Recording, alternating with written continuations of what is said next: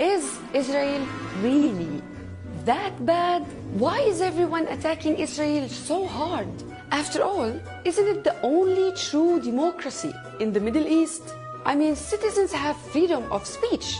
Women are treated as equal. They even have gay rights. They have the vegan capital of the world. So people living in Israel seem to enjoy a pretty comfortable life. So what is the problem? We all know that there was a tiny little bit of issue back in 1948. When Israeli settlers came to a land called Palestine, they were surprised to find that people are already living there. Out of courtesy, of course, these people were politely asked to leave or enjoy a painful death. Nothing new. It's similar to what happened to American Indians when Europeans came to America. However, at some point, Israelis were so polite to offer the Arabs who stayed living in what became now their land a chance to be an Israeli citizen with an Israeli passport. The story of this video begins here with a Palestinian/Israeli/Arab girl. Let's hear from her. Hi, my name is Layla. I'm a simple person. I want simple things out of life. I want to study, find a job, get married, have a family. You know, the usual. I come from Al-Nasra, and Al-Nasra is like any Arab town in Israel, where houses are cramped and congested. My family would like to move to a bigger place, as we're 8 people living in a 2-bedroom house. However, the government owns most of the land, so it looks like we have to build on top of our existing house to make extra room. I wanted to apply to universities, but I found out that I have to take an exam that's almost impossible to pass. It was weird when I figured out that this exam is exclusively for Arabs. Jews didn't have to take it, apparently. But how come? We all graduated from the same school. So, I gave up on the whole university idea and wanted to find work. I couldn't though, because most job offers go to Jews.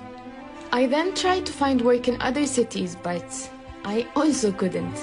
See, you might not know that every part of Palestine is controlled by the Israeli police and is divided into 6 sections: Gaza, Jerusalem, the 1948 occupied Palestinian land, and 3 other sections in the West Bank.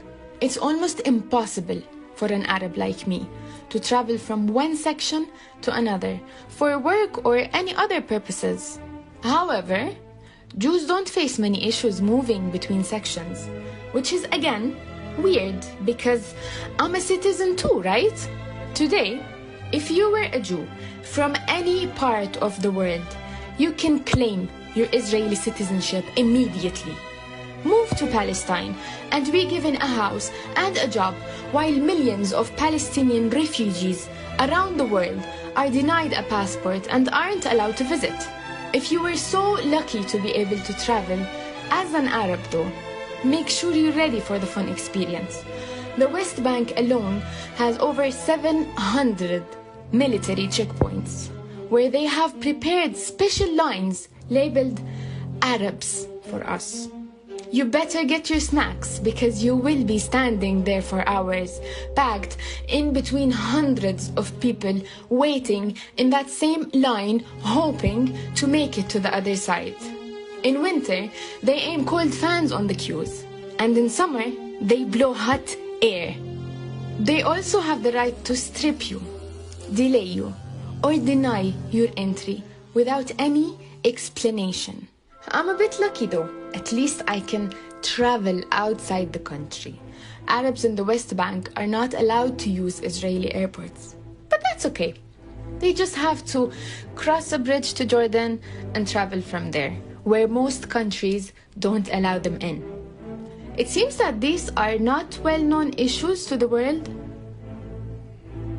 So far, I'm managing.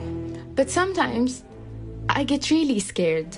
You might not know, but soldiers at checkpoints and Israeli settlers have a legal right to shoot any Arab they sense danger from. Many Arabs would feel safer if they had a weapon to protect themselves, but only Jews are allowed to own self-defense weapons. I read once about apartheid in South Africa. I couldn't help but think of how similar my situation is to them. Could Israel be an apartheid state? Well, what is apartheid? Apartheid is an Afrikaans word that means separateness. It describes a state that separates people's residence, work, rights, and laws based on their color, religion, or other elements. For tens of years in South Africa, there were 148 apartheid laws in the country. Blacks and colored majorities suffered a great deal to not be discriminated against just because of their skin color.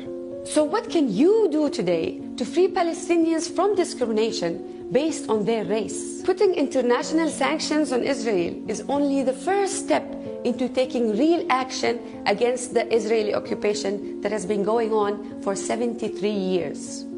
Another huge step is for the Palestinians to unite under a strong leadership. The Palestinians need their own Nelson Mandela.